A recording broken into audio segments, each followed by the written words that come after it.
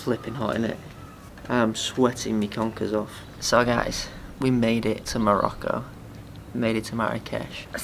Somehow, yeah, we got here. So we just thought, right, whilst we're here, we're gonna create just a quick video, nothing too long. First day here, we got scammed. Wasn't pleasant at all. Got a dampener on the day and the start of our holiday. We're gonna tell you about the scam in this quick video, how to avoid it if you do ever visit Marrakech. It is a beautiful city. Our ride's amazing. Our host's amazing. Everything was, you know, positive and stuff. Then we started to make our way into town to find the big square pop in there. So we thought, you know what, we'll head in. That's when we got scammed. So we actually 20 minutes walk to the main square. But we're like on the edge of the Medina. Anyway, so we were walking and then this man was like, what's the square called? Jamal Elfna. I don't know, something like that. So he was like, the square's that way. So we were like, oh. So we like turned to walk right, and then this other man came up to us and was like, no, that way. And we're like, oh, because it was literally like that one, like one road. That it was way, basically a fork in the road, yeah. And we're like, oh. And then the old man starts talking to us and was like, no, like I speak. He was like basically telling us how he like speaks good English because he always likes looking after tourists, and he's like, I want to look after the tourists because there's 90% of our money comes from tourism. Like if the tourists hate us, then obviously they don't have no money. So we're like, okay. And we have this map, and then he like starts pointing everything out on the map, and we're like, okay. So we just start walking off the way he told us to go, and then he ran after us, didn't he? And was like, oh no, I'll just walk you there. Yeah. And we're like, okay. So we start walking with him, but then we're going down like loads of small little... Yeah, the thing you got to understand as well, like for those that haven't been to Marrakech, like something might seem just straight on, but in actual fact it's like a maze, it's like a labyrinth. Yeah. He decides to like lead us down all these tiny little paths and stuff. And then halfway while we're walking he's like, oh, you need to see this tannery. It's only open one day a week. Where they make all the leather from the cows and the camels and stuff like that. A good 20-minute walk, wasn't it? Down loads of back alleys, and he was like teaching us English. Teaching us English. He was like teaching us like Arabic and stuff like that. He was like, he was like teaching us how to get things for cheaper, how to say no to people so that they don't bother us. So we're thinking, oh, he's actually quite nice, like he is actually helping tourists out. But then obviously he gets us to this tannery and then passes us on to another man. We actually bump into a more intimidating looking guy, wasn't he? Yeah. I would say he was more like a chav. The tannery's empty, no tourists and stuff, which we kind of thought, okay, maybe that's just the case because, you know, it's one of those things that was only open once a week, like you were saying, so... Definitely a lie, though. Yeah, we didn't suspect any. It's definitely open every day.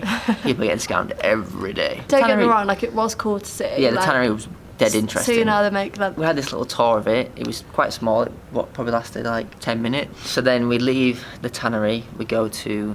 And then get taken to a leather shop. Yeah. We get taken to a shop, which we suspected would happen anyway. Yeah. Kind of got awkward because we didn't really want to buy anything. And then we just left and we thought, okay, that's it, it's over. So then we start walking away and then said chav was waiting and he shouted after us and stuff. And we're like, oh no, we're cool, we're just going to go to the square, like we're hungry, we need to get some food. He chased after us and was like, oh, we need like 200 dirhams for the tour. What? We didn't get told that there was a price for this tour, like it was never mentioned. We didn't even want to go there. We didn't even want to go there, in fact, you know, we were heading to the square. We just thought this kind gentleman was taking us there out of the kindness of his heart to show tourists some of the more local locations that other people didn't see. But in actual fact, this is where the scam began. No, actually it began right at the start when he was like, I speak English and stuff. But so yeah, he demanded 200 dirhams, which is probably about £20, just to avoid like... Obviously I'd heard stories of like when other people get involved and it gets quite hostile. To avoid that, I just gave him the 200 dirhams. I didn't argue with him. I was like, obviously at first I was shocked and I was like, what? And he's like, 200 dirhams for the tour. So I just gave it to him. I was like, whatever, like, forget the hassle. And we just start walking off, didn't we? Yeah, we just started to walk off, and then the old cute man appears. Little geezer from the start, our man Frederick, whatever his name was, decides to catch up with us as well to lead us back to which to be fair, which we were grateful for at the time because yeah, he'd taken us so far.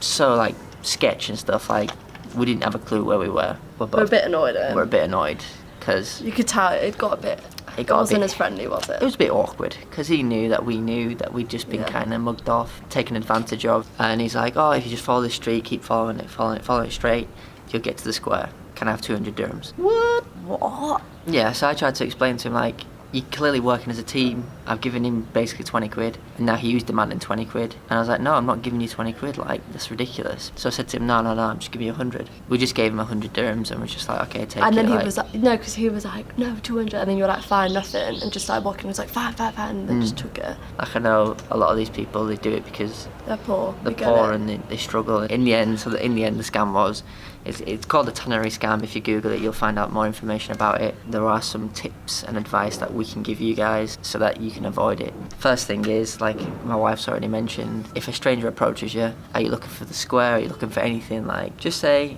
yeah, we know where we're going, that's fine, and then just kind of go on with your day, and then they'll just leave you. If they keep pestering you, just ignore them. Second thing is, if people are telling you that streets are closed, if the market's closed, if anything's closed, to kind of change your path and your direction.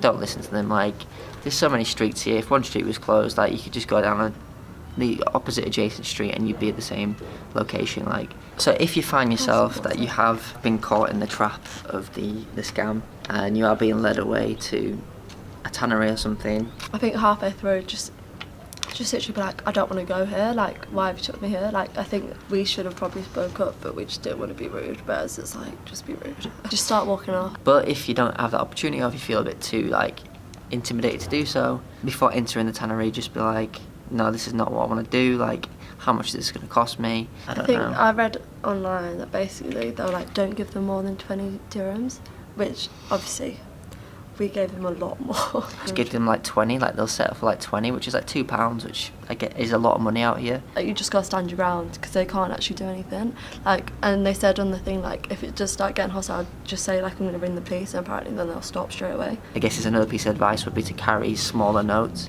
and just pretend that's all you've got in your purse or wallet. Like, they'll take it, they won't be happy, but whatever. Like, so I think as well, just use Google Maps. Like, we didn't really want to have our phones out because we were like, oh, I don't know what they'll be like.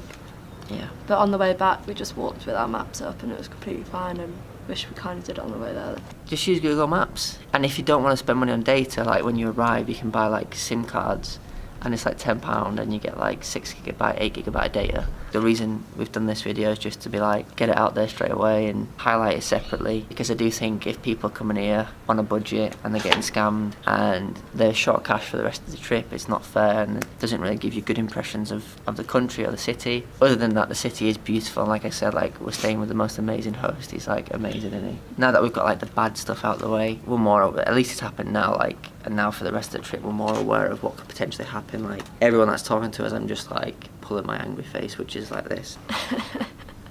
And then they don't do anything. Yeah, so if you just Google it, like, if we've not explained it very well, you will find it all on Google and it explains it in black and white, which we wish we'd read beforehand. The thing is, I read quite a lot of stuff beforehand. This is what I thought as well. Like, nothing like that came I didn't want to blame you, but now that you're saying it, like, this has been us today. I'm Joshua Weaver. You know the story, you know the drill. This is my wife. You've been my audience. We'll catch you on the next one. Subscribe, like this video, comment below if you have any other advice on travelling or Marrakech, yeah, anything like that. If you have any comments about it, please drop it in the comments below. We'll be sure to reply. Have a great day. Have a blessed time. Catch you on the next one. Peace.